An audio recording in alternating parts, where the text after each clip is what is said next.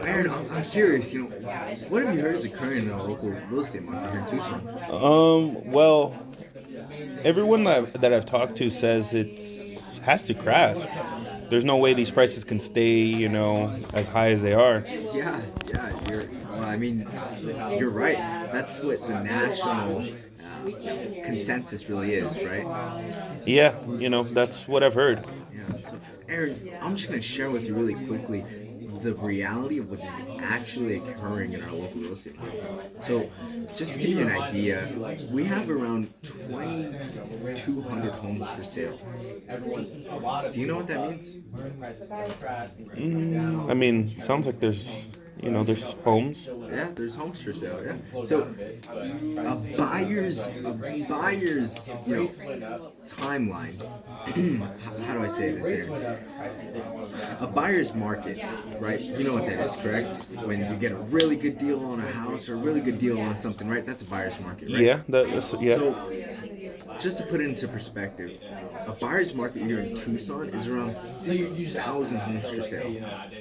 Right now we have how many? What'd you say, 2,000? 2,000, yeah.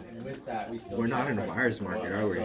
No, it sounds like sellers. That's why they're asking so much money for their That's right. homes. Yep. You're spot on. So, Aaron, on top of that, we're sitting at roughly a 2.2 month supply of homes. What that means is if we didn't sell another house, we would run out of homes in 70 days. I'll send you what I'm looking for. If we didn't sell another house, we would run out of homes in 70 days. Sounds like there's not enough homes. There's not enough. You're right, Aaron. So, do you know what the average sales price in Tucson is? Just based on the research you've done here. So what I've heard,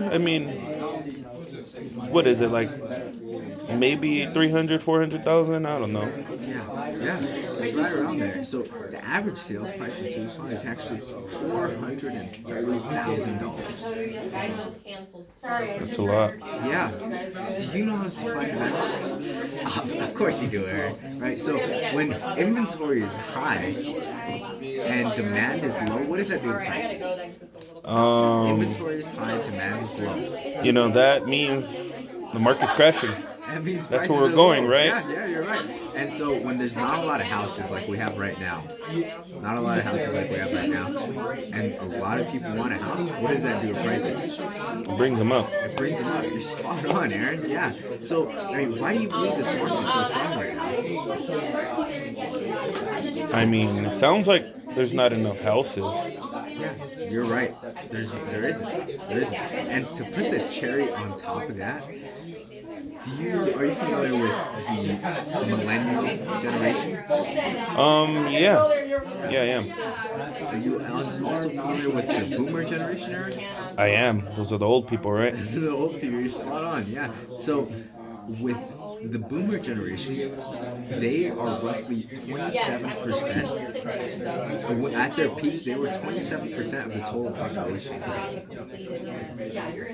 Millennials are 31% of the total population. Wow. So there's more millennials than there are boomers.